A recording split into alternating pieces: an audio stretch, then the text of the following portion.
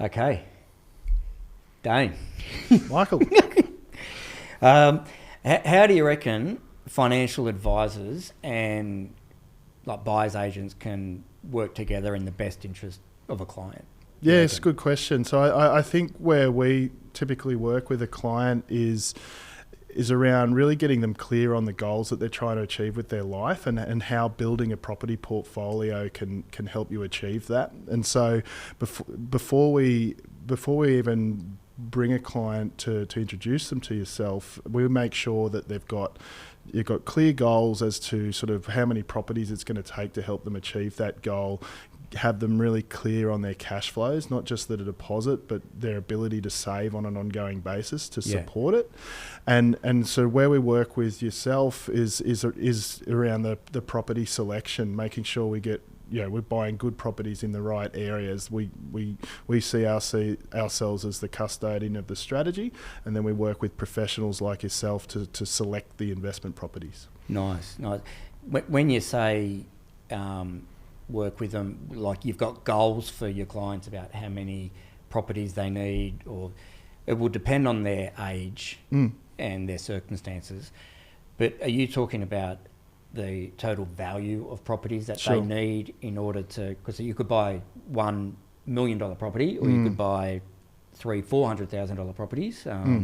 Like, how do you? Well, yeah, so it really depends on the goal or the goals, and particularly with couples, there might be different ages, so different times to retirement. And rather than use the word retirement, we prefer sort of work optional lifestyle. So building that asset base allows you to have those choices.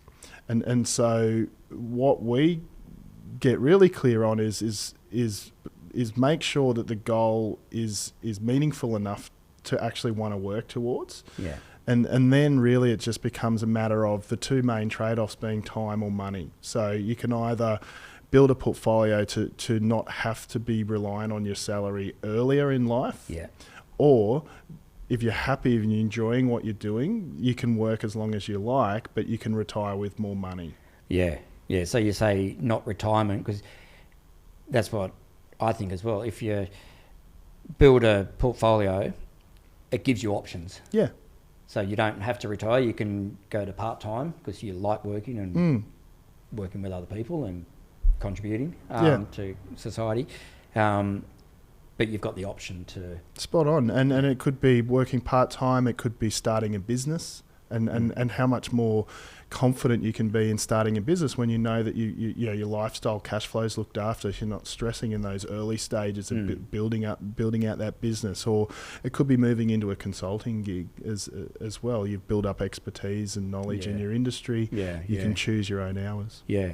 With let's just work off your average person. So a couple in their 40s. They might have $1 million house. They might have $300,000-$400,000 worth of debt on it. Do you like them to pay down debt or use the equity to potentially invest? Yeah, so it's a combination of both. I think it's really important to be focused on eliminating your non-deductible debt. Which is your house. Yeah, which is your home mortgage. So we make sure it's not just about getting the best interest rates on your loans. It's making sure your debt's structured well so that you're maximising the tax efficiency of your overall debt, so that you got most of it sitting against your investment properties, so that interest is tax deductible. Yeah. So along the way, we're looking to recycle that. As you're earning property income, you're using that along with your surplus cash flow from your savings to pay down your home loan debt.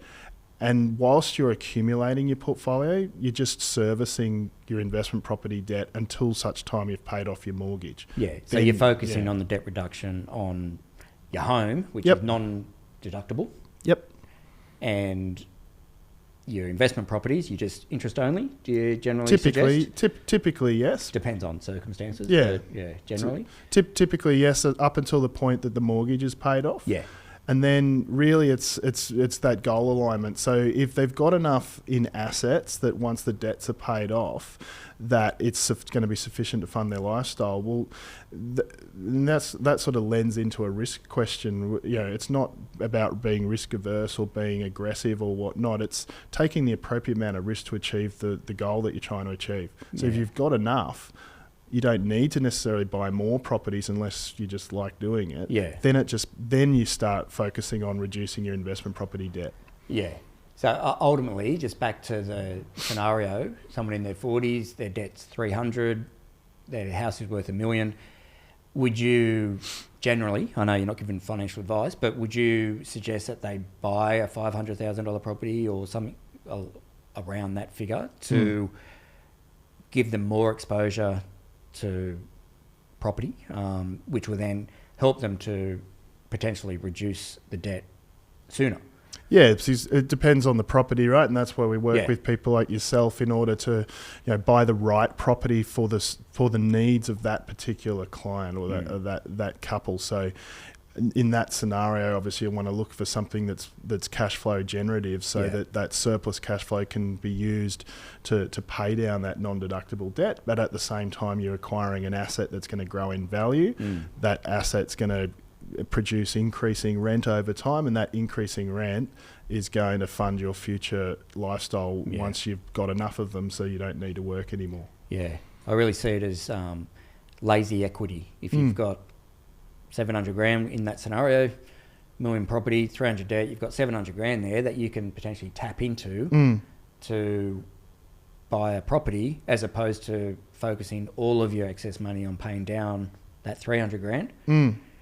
Because then if you bought a $500,000 property today, if you buy it in the right areas in 3-4 years time, it'll be worth $700,000-800,000 hopefully. Yep.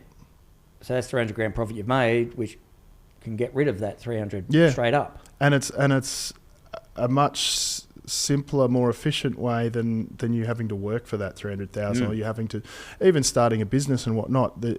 You've got to look at, we encourage people to think about when they're building their property portfolio that you're running a property business, that the growth in the value of those assets is where most of the wealth's going to come from. But along the way, you're managing tenants. There's a little bit of work along the way, but it's a much more efficient way to create wealth than a really intensive, time-intensive career or business option, which you can still do, but this is something that everyone should be allocating some of their capital to. Yeah, exactly. And like the property goes from 500 to 800, say in a 5-year period, so that's gone up 300,000, just as an example.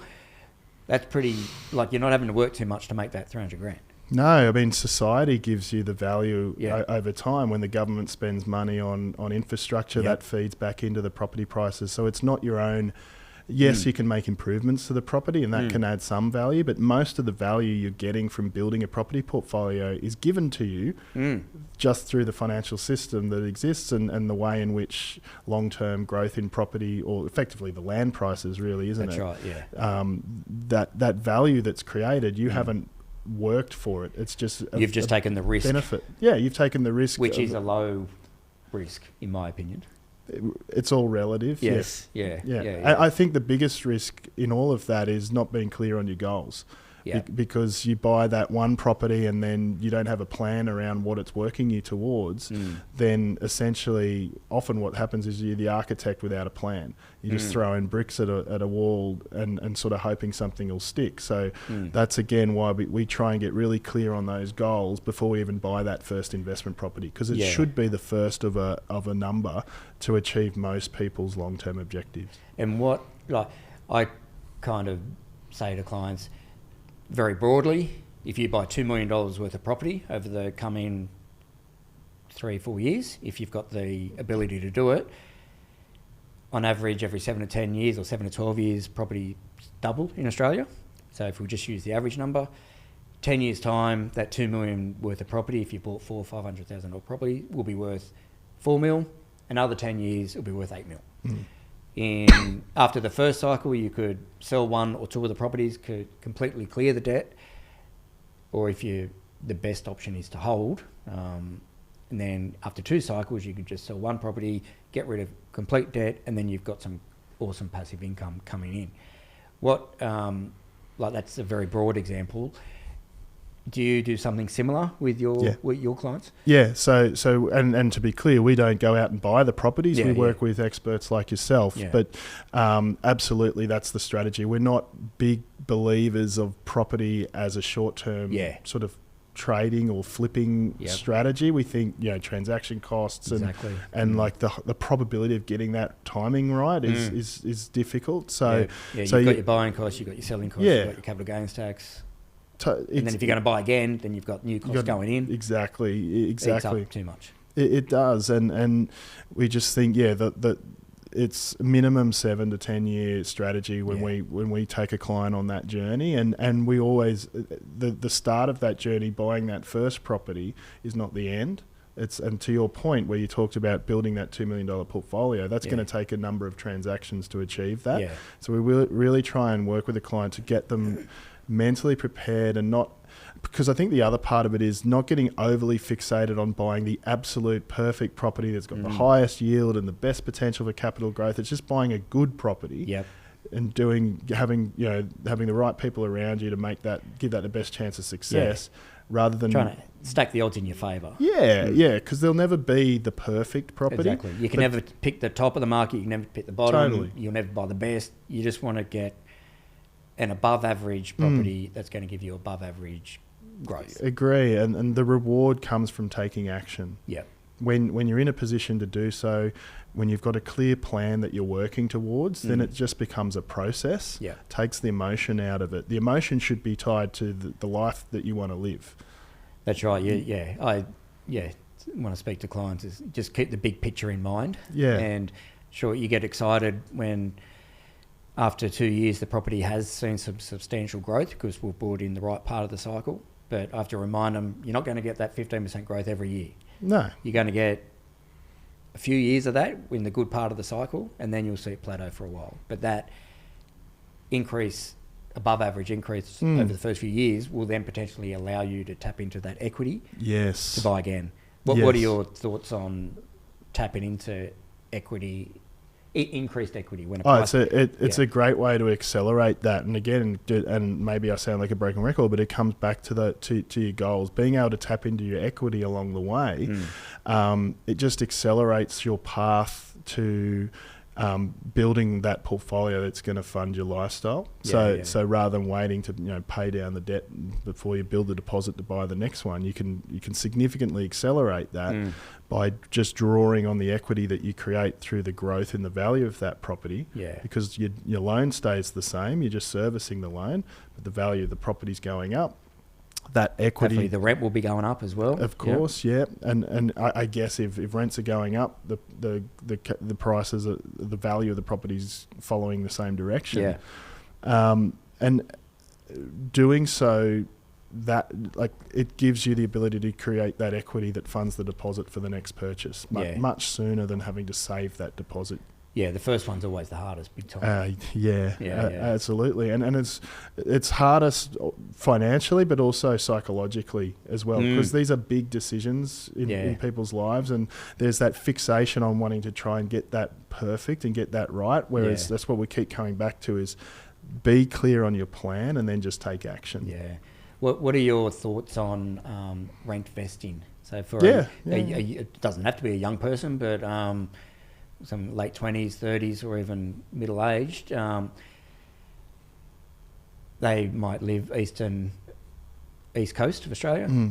Average property is like 1.5 mil. If you're borrowing 80-90%, that's a huge mortgage that you're getting. Totally. What's your financial planning advice on general advice on buying where you can afford as opposed to extending yourself to actually live in your dream home? So we're really clear on this. We don't have a strong view either way. What we work with is the objectives that the client's trying to achieve. So you love the goals. Yeah, I get it. and where we are in Sydney, Michael, it's like it's almost a fait accompli that we can live in a nicer place than we can afford the equivalent mortgage of. Yeah. I think the really key there is so we've got plenty of clients who rent vest. We've got plenty of clients who buy their own home because they want that security and they've got a young family. So different lifestyles have different options as to live. And I think the other key part of it is these are lifestyle decisions, not investment decisions. The real key if you're going to rent vest is to make sure that you're doing something with those savings. The equivalent between what the mortgage would be and your rent. Make sure you're doing something with that and you're actually investing it, and you're not just renting and not the vesting part. So if, for an example, if you bought your dream home for $1.5 million and your money mortgage was $1 million, which would be pretty tough. Whereas if you've got an investment property, $500,000, the mortgage would, and then you're still paying rent, but you'll be better off by maybe $1,000 a month. You're just saying, make sure you use that. Put that towards your building your property portfolio, because it can still be an end goal. Like you can build your investment property portfolio to a point that you can sell some of it off down the track, use that to buy your primary residence in the future. But along the way, you've built up that equity, that investment portfolio, so you've got those options. You can still rent vest if you want to, but it gives you that option down the track to be able to buy a nicer place than you could afford today. And that's what property gives you. It gives you, or that's what property investing gives you. It gives you options. Totally. If you agree. do it right. I've got a client who, in Melbourne, he was and ahhing about buying his house to live in, or rent vesting. And 3 years ago, he said, "No, I'm committing to the rent vesting," and he bought one property. And then 2 years later, in 2020, he bought that for like $270,000, so super cheap. That's now worth $500,000. He's used the equity out of that to buy another two, which have then gone up as well. So his total portfolio is now, I think, $1.5 million, and his debt is like $970,000. Yeah. So, and that started from, I think he only had about 45, 50 grand to start off with. And good luck buying anything in Melbourne with a 45 grand deposit. Exactly. So the option to even buy, in his situation, the option to even buy a place in Melbourne wasn't really there. Yeah. And he was thinking of a unit, which my opinion is the growth is not as good. But like he's 100% made the right decision. He's and worse, he's now got that option if he wanted to sell his entire portfolio, and then he's got, even after paying tax, he's got $300,000-400,000, which he can then use for a deposit if he wanted to. And that deposit can go towards potentially getting himself a townhouse or even a house. You've increased the quality of what you can buy just by having that delayed gratification. Definitely works for a lot of people who choose lifestyle over security. We don't sort of pass any judgment on that. Some people want to own the roof over their head, and if so, we tailor the strategy to achieve that. But I think that's a mindset that comes from like our parents' generation, where it's agree. You move out, you buy a house, you want a roof over your head. It's like the first milestone you've got to achieve financially, and it doesn't. So again, it comes back to what's the life that you want to live. If it's important to you to live close to amenities, and the cost of buying a place is prohibitive, but you still want to enjoy that lifestyle, well, rent vesting becomes a great option for you with that. Just make sure you're doing something with your money.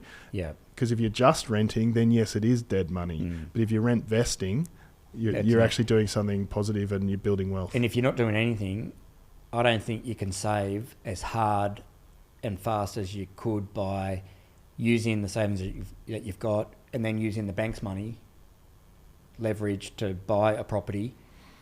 If your money in the bank, if you're saving whatever a year, you're earning 5% interest in the bank. If your investment property goes up 5%, but you've only contributed 10-15%, and the bank has contributed 80%, you're earning the 5% on the total amount. So exactly. It's a no-brainer. Exactly. We totally agree with that. Yeah. Okay, let's go through some questions I've got here, Dane.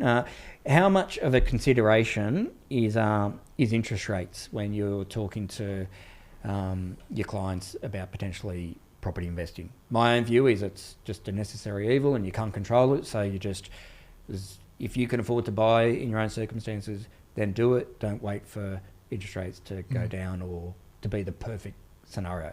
Yeah. What's your view? I agree with all of that, and I think the key point you made there was you can't control it. Yeah. So don't fixate on things that you can't control. What you need to take into account is make sure you got the appropriate buffers in place. So make sure that when we're working with you, that the cash flows that you present for the property option is suitable for the needs of that particular investor, and give yourself some buffer, give yourself a couple of % interest rate increase, and make sure that you can still comfortably service that if that was to eventuate. You've always, if you've got all of those buffers in place.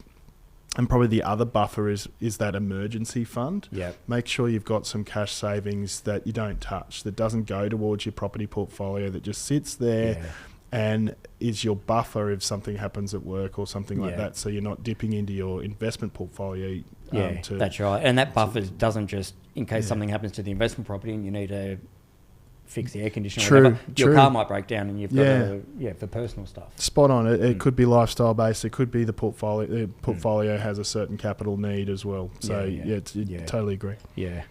Nice. And diversification. You're a financial planner. You're very risk averse and not putting all your eggs in one basket, which is sensible.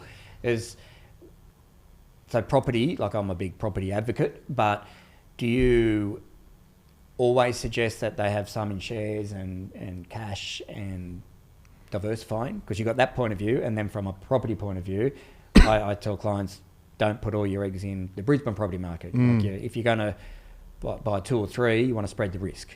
So a couple of views there. I guess the first thing I'll take into account on, I'm definitely not risk averse, but I think you take the appropriate risk for the goals that you're trying to achieve. Yeah, so there it is, the goals. We need a bell that every time it goes. That's right. That's right. I'll say that ad nauseum because I think the other way of looking at it is you only take as much risk as you need to take. And so if your goals can be achieved by 3 properties that you buy over 10 years, well, that's a very different strategy to someone that needs to be a little bit more aggressive. Whether the goal, so that's why it's like, if that's meaningful enough, then you'll stick to it. So that's the first part. In terms of answering your question around diversification, totally agree that there's not that. I think probably historically our industry had a very strong bias to shares because I guess the commercial model was percentage fees charged on assets held on platform, and it never made sense to me why Australia's largest asset class, i.e. property, and this isn't to say the entire industry works this way. Plenty of advisors help their clients buy property, but for us, building wealth through property is typically the core of any portfolio, but it's not the only part of it, and so it's the right assets for the right structures, and having a structured approach to that diversification, not just sort of scattergun approach where you, dabble a little bit in shares, go and buy a private equity investment or put some money in crypto.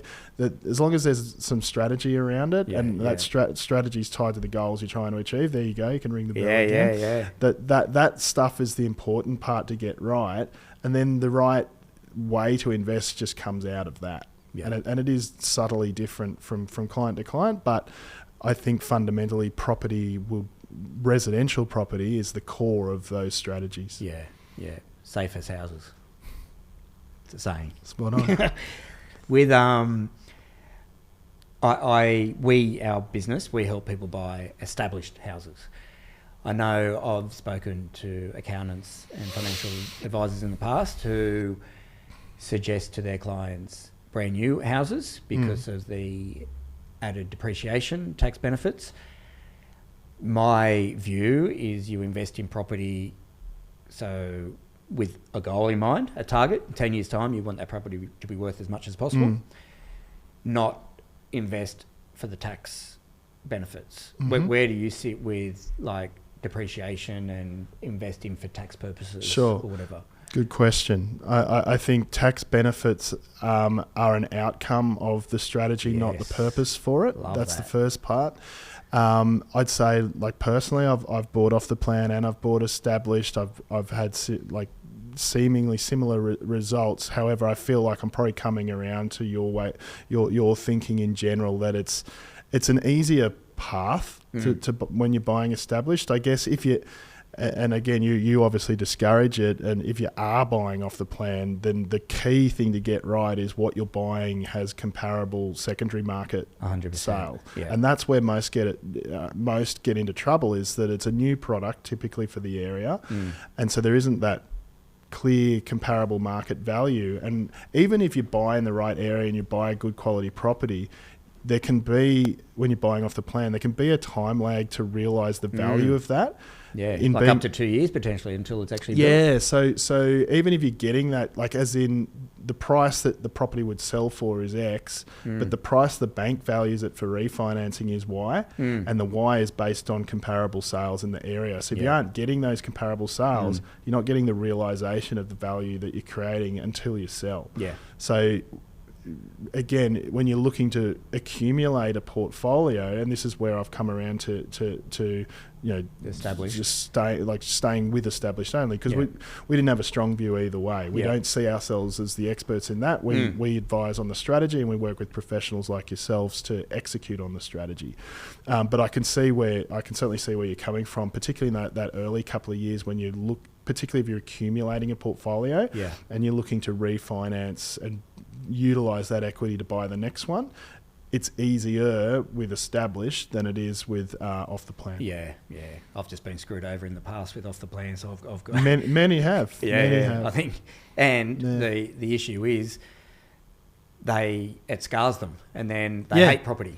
Yeah, and it's not the asset class. It's just the wrong property you've bought within that asset class at the wrong time, perhaps. Yeah, so I know that the off the plan developers, they pay some really big commissions to the salesman, and I think it's pretty criminal. So if you can buy an established house, you know it's a fair price. Yeah. Because other people are wanting to buy the same house, so. No brainer. Yeah, it's no brainer. And as you said, the depreciation or the tax benefits is that's not the why you're investing. It's a potential added advantage. Yeah, exactly. Yeah.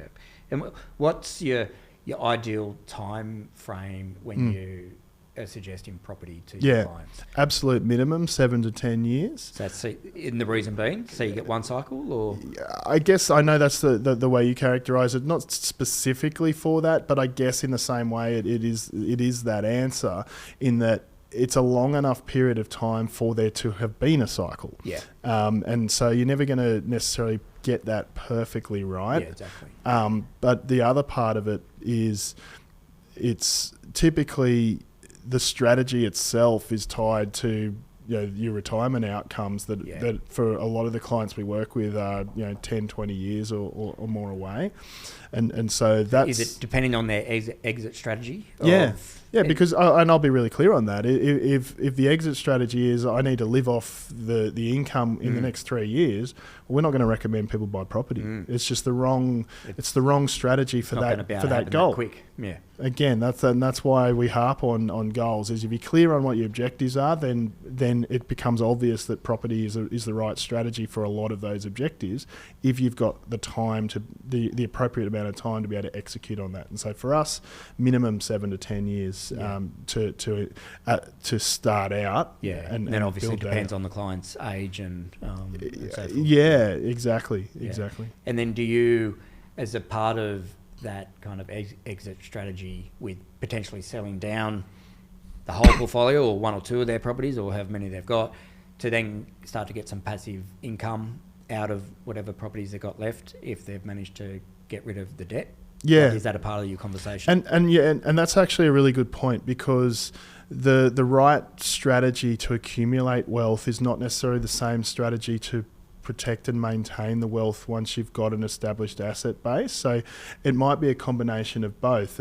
You ask the question around diversification, and that's that's a really key point in time where diversification does start to become relevant, because that's where we start to introduce more liquid assets into the portfolio to complement a property portfolio, because it's much harder to pull a chunk of a property out when you need to spend money. So, for example, in 15 years' time, when the person might be 65, whatever, if they've got 3 properties, you might say, okay, we might sell the one of them that might have performed really well and it's likely to be in a slower... Get the cash back off that, reduce some debt, and then put some of that money into shares or whatever, which is then you get dividends out of, and you can sell at a whim if you need to. Exactly. You can pull chunks of your portfolio out a lot easier.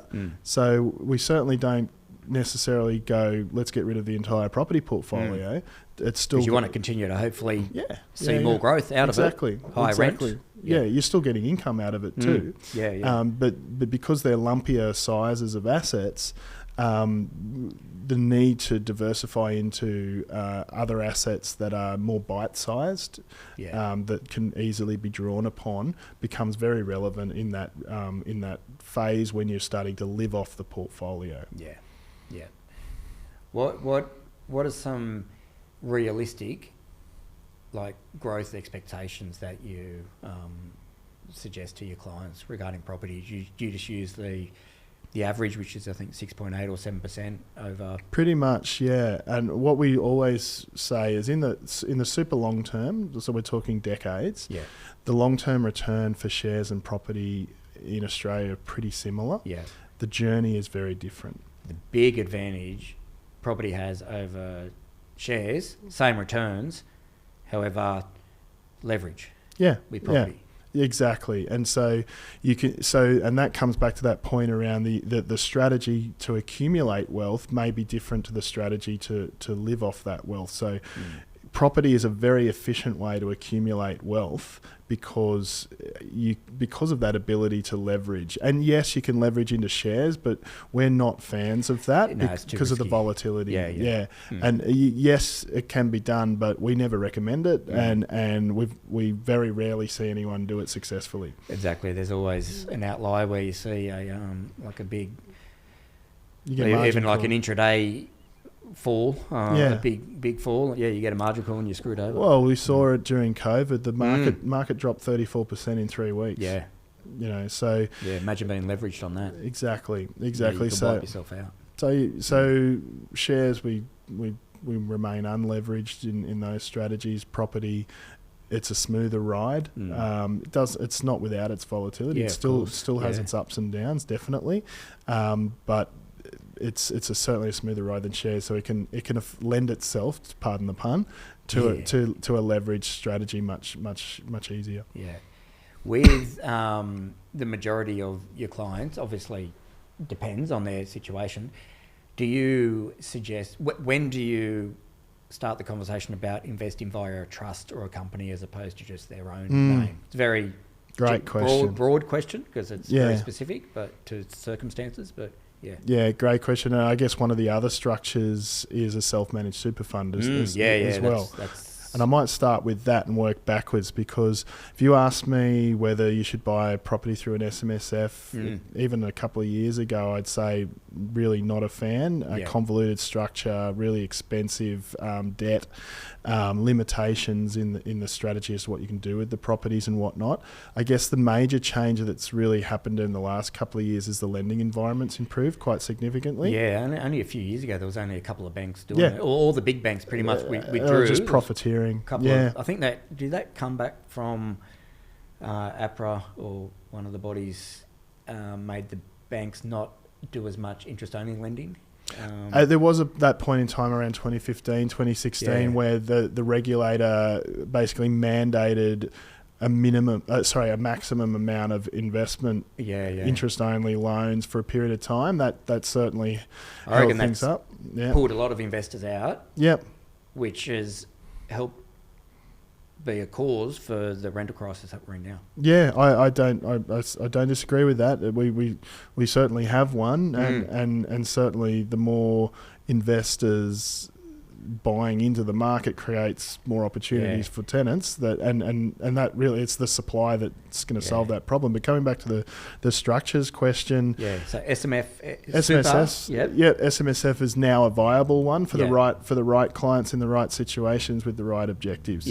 The other structures around companies, trusts, in a whole. And I think the other way to think about structures too is if you're a couple, how you own the property between husband and wife or whatever the relationship it happens to be. What are some of the benefits? You've got, what are some of the benefits? Sure. So I'd say optimising the tax efficiency of the strategy through, if you've got a high income earning partner and a low income earning partner, or some of the tax benefits that you've mentioned, depreciation, the interest costs on the debt. If the higher income earning partner has a greater percentage ownership of the property, you're going to better utilise the tax benefits of that. Now the key there, and we often have these discussions, and sometimes there's a reluctancy for one partner to not have their share, right? Yes. And so what we make sure because they're like, oh no, well, husband and wife is just 50-50. Sure. But you're saying from your point of view and to make the best tax outcomes, which will save them money, it should be, for example, 70-30 or whatever. Provided that it's properly legally documented, so that both partners are protected from a legal perspective. So if you do those things right, you've got comfort there in terms of, and you never obviously hope that these things happen, of course, but if something was to happen with the relationship, everyone's protected because there was a clear plan before you bought the property. But at the same time, you're maximising the tax efficiency without giving up any control of the asset. So that's between partners. In terms of companies and trusts, it depends on the situation. We do try and keep it simple. In those early years when you're accumulating, most of the time if you're a salary earner in particular, they're probably not that relevant. Yes, there can be some tax benefits, but there's also some complexity, extra costs issues, extra costs. You're paying land tax on from the first dollar. So there's pros and cons, and I think certainly there are some asset protection benefits of trust structures that are there. Being able to efficiently distribute income from the properties is there. Again, it comes back to a broader long-term strategy. So a lot of people just put it in the too hard basket. Oh, it's just too complicated. There is a right time along the way. It's different for every person. And really it's that long-term objectives that you're trying to achieve. If it's really building a legacy beyond just yourself, then definitely trust and company structures start to become quite relevant. So that's when you're starting to build more than just wealth. More than just your 2, 3, 4 properties. If you're starting to get a property could be $100,000 property. So we'd say let's just use a $500,000 as an example. So if you're starting to get more than $2 million worth of property purchases, that's about right. It's probably best to start thinking about the next properties. Let's just start looking and we will have our view on that, and we're tax financial advisors, but we'll always work hand in hand with the client's accountant to make sure that they're properly structured, and we'll have those structuring conversations prior to buying each property. Yes. And when it does potentially come relevant to establish a structure, want to make sure we're doing that work before we get the pre-approval, before we, we've worked with you to commit to buying a property. There's just an order to go through with those things to do it properly. And self-managed super, buying through, I think it's a no-brainer. I know it's very highly regulated and got to be careful what I say, but I think it's a no-brainer. People buying property through their super. It just comes back to leverage again. If you've got $500,000 in your super, you can buy a property outright, or you can invest in shares, or you could buy $2 million worth of property, or one and a half worth of property. If it goes up 10% with no leverage, you've made 50 grand. If it goes up 10% on a $1.5 million, you've made 150 grand. So I just think it's a no-brainer, and that would help if more people start doing it. That will start to put more rental properties out there. And there is a virtuous cycle there, definitely, and it would continue to improve the lending environment. The more demand there is, the more competition there will be amongst the lenders. Totally agree with all of that. I think there's still things you've got to take into account, right? It's not like your industry or your retail super fund that they do all of the administration for you. It's, there's some paperwork that you've got to stay on top of, like any entity that you are. You've got to make sure that you've taken into account the appropriate estate planning considerations. For example, if you're a couple and one of you was to pass away, what happens to, are you still able to service the loans with one income? Yeah, because you'll have the rental income coming in, but then you've got your super contributions. Yeah. So you lose half of that. Exactly. So you make sure that those scenarios are considered prior to going ahead with the investment. But I totally agree. It can be a great way to accelerate your wealth creation, and you can only, in the superannuation environment, the only vehicle through which you can leverage and buy a property is through a self-managed super fund. Yeah. It all comes back to leverage, in my opinion. Leverage is king. Yep. Yeah. And what are some of the... you'd have clients come to you and you assess their current situation. What are some of the common mistakes that you've had, that you've seen with clients? Coughing up a lung? I've held it in for so long, sorry. Yeah. Sorry, I'll get you to ask that again if that's okay. How we going, Jock? Good. Yeah. Free flowing? Yeah. I might start a show, actually. Yeah, right. I like it. All right. What are some of the common pitfalls or mistakes you've had clients make? It doesn't have to be property related, but you see all sorts of people come to you and you're like, oh man, far out.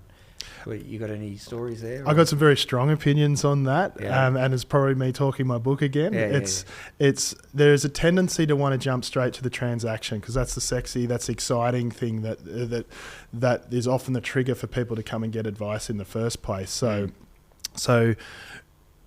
buying an investment property without a plan makes it much harder to succeed in the long run. So one of the common pitfalls we see is just a desire to just jump straight in and start buying without having a clear plan or any strategy tied to the goals that you're trying to achieve. So be clear in knowing what you want gives you a much greater chance of succeeding. Yeah. So you might have come across someone who's bought a $250,000 little townhouse in Whoop Whoop, and you're like, oh man, what did you buy that for? Like that's not really. And they're often done on a whim. They saw an ad on Facebook. They got excited, went to a seminar, paid their money. The dreaded seminars. The butcher's paper and the marker pen. Yeah. There's plenty of them out there, and good and bad. Yeah. But it's where I identify the pitfall in that is just that lack of preparation. Just go, I got this money burning a hole in my pocket. I got to do something. So this looks good. Let's just have a crack at that. So if you just be patient, take your time, be clear on your goals, have a plan, have a strategy mapped out, then it takes the emotion out of each investment that you're gonna need to make. Yeah. I'm big on that. When you invest in property, it's the same as buying shares. You can't be emotionally attached to it. It's a financial decision. But we are all humans at the end of the day. Yes. And so we are prone to all sorts of biases. And so having plans it doesn't eliminate emotion because we are human. But it significantly mitigates those to narrow abilities those thought reasons where process. you can go wrong. Yeah, nice. If you've got a high income earner, like someone earning like $200,000-300,000, as opposed to your average income earner, would you suggest a different price point of property for them, or I know it's very broad, but would you suggest $1 million property that only yields 3% as opposed to a $600,000 property that yields 5%? I wouldn't think so greatly. No, I mean, I think the deposit determines how much money you've got. So let me dispel a myth that some of your listeners might have. Like the capacity to save has no correlation to the income that you earn. It's true. People that are on high incomes are spending everything they earn. People on low incomes are good savers, and it's all everything in between. So that's the first part of it. In terms of what the appropriate property is, again, we work with the experts like yourself to buy the right property that suits the strategy. But I think in general, I don't see. I see the objectives being pretty similar regardless of the income you're earning. You're wanting to build a portfolio to fund your lifestyle. So the right types of property to buy to get there don't vary significantly other than the stage we find them on their property journey. If it's their first property, tax implications become more involved? It can. I'd say what I would say is those on higher incomes complain a lot more about the tax that they pay. So it's more of a focus for them to get right, and we certainly indulge that, and we certainly make sure that the strategy is doing its job to mitigate that. But again, minimising tax is not the goal typically. It's a benefit of getting the right strategy in place, but the goal is building wealth to not have to rely on your salary. I think paying too much tax, no one likes paying tax, but it's a good thing. It means that you're bringing in more money. Yeah, so I guess you use the Kerry Packer quote that you only pay as much as you have to, and they're not doing a good enough job to want to donate extra. I found, you just reminded me, I found a quote yesterday which I really loved, and I'm not going to be able to find it now. God damn it. Oh, yes. Okay. Warren Buffett said... One of my faves. No, I didn't realise this one came from him. It's not one of his normal ones. You can't have a baby in 1 month by getting 9 women pregnant. What do you think of that? I just think it relates to property, is that you can't fast forward it too much. Exactly. You still have to wait. It's the waiting game. And I'll give you the way we approach that. That's so hilarious. And I wasn't aware of that. I'm massive. I've read everything that's possibly written about Warren Buffett. Yeah, he's a legend. That one. That's a good one. I like it. Absolutely. Yeah. The way we sort of interpret that and apply it to property investment strategies is, a client may come to us in a financial position to be able to buy multiple properties, and it might make absolute sense to do so. Irrespective of that, even if they've already got properties, irrespective of that, we always say do one at a time. Yeah. Buy it, settle it, get it rented out, and then move on to the next. And then move on to the next. Yeah. Do each transaction one at a time, because just little things can go haywire, and you just magnify the risk of the whole strategy if you're trying to do too much at once. Yeah, I agree with that. I've had clients who have wanted to, I can buy 3, finance is ready to buy 3, and I'm like, okay, let's just get one done at a time. Yeah. Let's make sure we've got a tenant in, and then triple check with your broker again to make sure we're all good to go again, and then we can... It's spot on, because lending conditions can change very quickly, and so you want to keep going back to your broker and making sure that you're in that position to buy that next one before you pull the trigger on it. Yeah. You mentioned the self-managed super earlier with when the APRA did the interest only lending changes a couple of years ago, and a lot of the big banks pulled out. So there's now a heap more banks lending, and the interest rates are a lot more competitive than what they used to be. Like, they used to be like a solid 2% higher than your standard loan. Now it's come back to be a lot more. Yeah. So it's a lot more affordable. To borrow, which makes it a lot more enticing. Yeah, so it just comes back to cash flows. If the cash flows stack up, then the strategy works. If it doesn't, it doesn't. And look, they're still more expensive than an investor loan. They are still a premium, but that premium's come down a lot. Yeah. And do you look with your clients as generally investigate borrowing or buying through their self-managed super after they've exhausted their personal borrowing, or it can happen side by side? It's all circumstance. All circumstances is the best answer to that. Circumstantial. Yeah, it can happen side by side if that's appropriate. Often, when people are coming to us, we're getting a lot of inquiries for advice where they are tapped out outside of super and needs some help and guidance in looking at the pros and cons of establishing an SMSF to be able to buy a property. So we certainly get a lot of inquiries around that, but in terms of an existing client where they have accumulated wealth in super and they are implementing a property investment strategy outside, it can certainly work hand in hand. They're two separate structures, so they should be treated differently, but the overarching goal for the individual or the couples should take into account both superannuation and non-super assets. Can you explain, I really like this, Mm-hmm. mean reversion. Mm-hmm. It's a good one, isn't it? Yeah. Mean reversion, I guess, is that concept that that in the long run, performance reverts back to essentially an average return. So you can have some, and I think the best way to look at it as a property investor is to look at all the capital city markets of Australia. Yeah. We saw Sydney have quite a significant boom coming out of the GFC in the early 2010s right through to COVID, and it's still, in some ways it's still going, whereas some of the smaller capital cities like your Brisbanes, your Adelaides, your Perths, for a long period of time they were quite flat. Like solid 10-year periods. And if you go back, if you go back before the GFC, in that period sort of after the 2000 Olympics, Sydney went nowhere.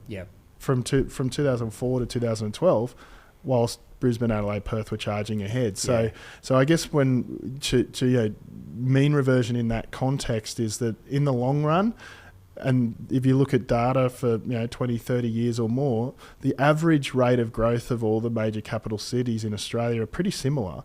They just move, they have their growth spurts at different times in the cycle. There's no one Australian property market. Absolutely. But the fundamental drivers that underpin the growth in property are universal. There's local characteristics that differ from and influence the timing of those growth phases.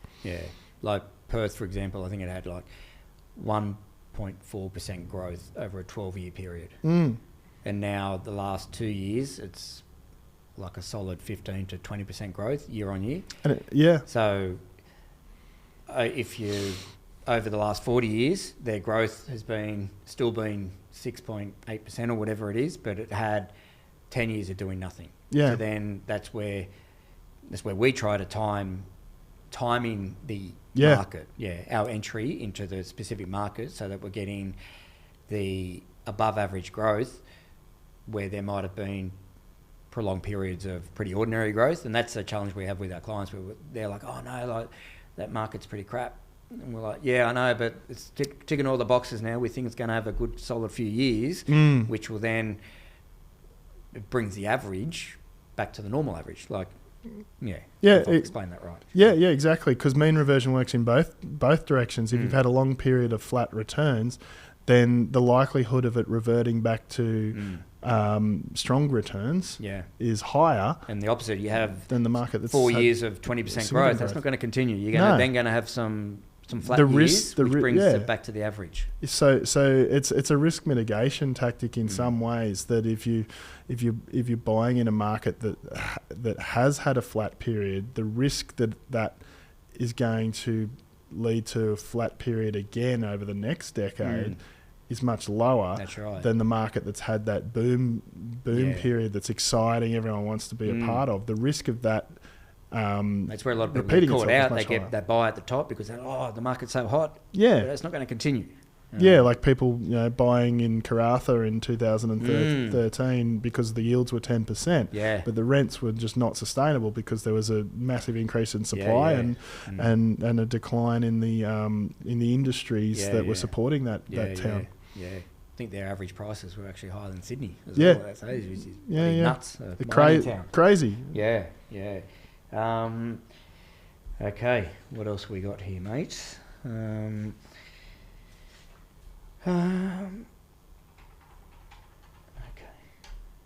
New builds versus established. We've talked about that.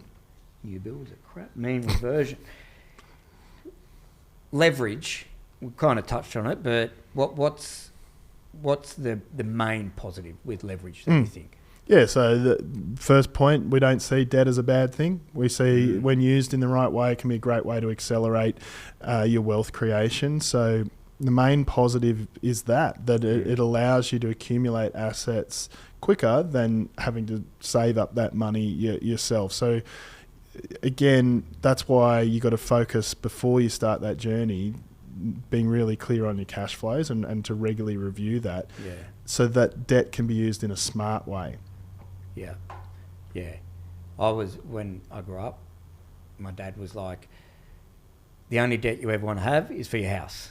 Like, because you don't want a debt for a car because it's a depreciation asset. Agree with that. Although these days, used cars are going up in value. But, sure. So no personal loans. It's pretty much just a house debt for your house. And then you want to pay it off as quick as possible because you don't want debt. That's kind of true. However, debt is an awesome tool. So the more debt, as long as the bank is prepared to lend you money, I think don't just borrow as much as they'll lend you forever and a day, because you have to service it and you want to start paying it down at some stage. But if you're in your anything below 50, maybe, having debt is good because it allows you to it's tied to the long-term nature of the strategy. So if you've got a long enough time frame to execute, you can afford to take on debt if you're working and earning an income, and you, rather than focus on the quantum, the total amount of debt that you've got and fixate on that number, what's really important is to feed into your cash flows the cost of servicing that debt. If that is sustainable and you're living within your means and you're still generating surplus savings, and then debt and that you've accounted for the possibility of further interest rate rises in those numbers, then that's a comfortable way of just servicing the debt up until that point where you want to start living off the portfolio. And then you might offload one or two of your properties to eliminate the debt then. I spoke to a guy like a month or so ago. He was really excited because he's a single guy. He just paid off his house. So I think it's $600,000 it's worth. So he's just paid it off. And I said, oh, mate, I think he was maybe 46. I said, mate, you've got all this equity. You should buy a couple of investment properties to really set yourself up. And he's like, oh, no, I'm just so glad to get rid of the debt. And I couldn't change I couldn't get him to think that, no, it's actually, he's in an awesome situation where he's got a full-time job, he's got no debt now, his house is fully paid off. How would you try to get it to sink in that it's a good idea? And we come across that a lot because that whole mentality, that whole psychology has been focused on debt reduction. That's right. To then have that conversation to say, hey, you should actually take on debt, use the equity that you've created to build a property portfolio. He straight away was, oh, no, I'm just so glad the debt's gone. I don't want any more debt. Well, I guess it comes back to the goals conversation. And that's why that's important, because if that individual is happy to work for the rest of their life, then they don't need to build a property portfolio. But chances are, they probably would like to be in a position want the option not to work as soon as possible. Yeah, exactly. So that takes the need to build an asset portfolio to achieve that. So you just always, you'd ask this dude, okay, well, you don't want any more debt, but what do you want? When do you want to retire? Did you want to move it forward? If you wanted to move it forward, this is how you can do it in a very safe way. And so we show that visually through modelling and projection. So first we show them in their cash flows that they can comfortably service debt. If you're buying the right property that effectively looks after itself, and that influences how much debt you take on to acquire that property. And we can show them that part of the journey is comfortable. We then show them what the future looks like. And so with a long enough time frame to execute the strategy, we say, okay, well, if you do nothing, here's what that future looks like. And they might be fine with that. If you buy this next property, here's the change in what that outcome is. And if you keep doing that, you're going to keep bringing forward that point where you don't have to work if you don't want to. It's very broadly. I said to him, man, you could buy like a $500,000 place, even have borrow 50% of it, like a new loan, and then take the equity out of your current one. In 10 years' time, like you'll be sitting on an extra $500,000 that you wouldn't have. Sure. And that's, again, and sorry to harp on it, that's why, like, just because you can doesn't mean you should. Nah. But if your goal is to not have to work, it is what you need to do. Yeah. And that's where the goals become really important, because it just makes logical sense to do it. And that's where people's idea of hating debt and wanting to get rid of it as quick as possible. Because they don't understand the purpose of what it's doing to achieve the goals that they're trying to achieve. Yeah. How important is it to de-risk your invest in options? Essentially, I think it's pretty boring investing in property because you've got a long-term goal. But what are some of the key takeaways, I guess, that you suggest? In terms of de-risking, I think it comes back to you only take the amount of risk that you need to take to achieve your goal. So that's around the time frame that's required to build the portfolio.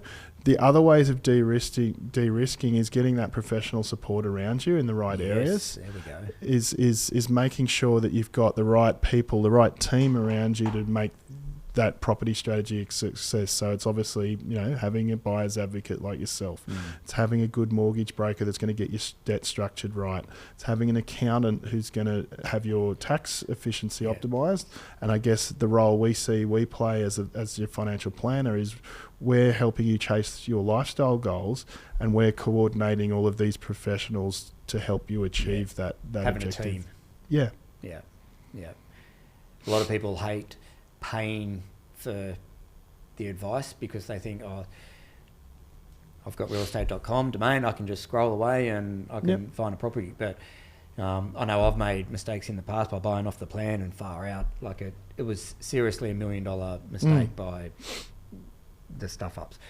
Like I would have gladly paid bloody a hell of a lot more than what a buyer's agent cost because it was literally $1 million mistake. So it can be paying for financial advice to get your goals in order and the best tax minimisations and everything, and then an accountant to get potentially a trust set up if you need to, a mortgage broker who knows how to get the right loans in place for your property investing goals, because without cross-collateralising loans, and there's lots of mistakes that brokers can do.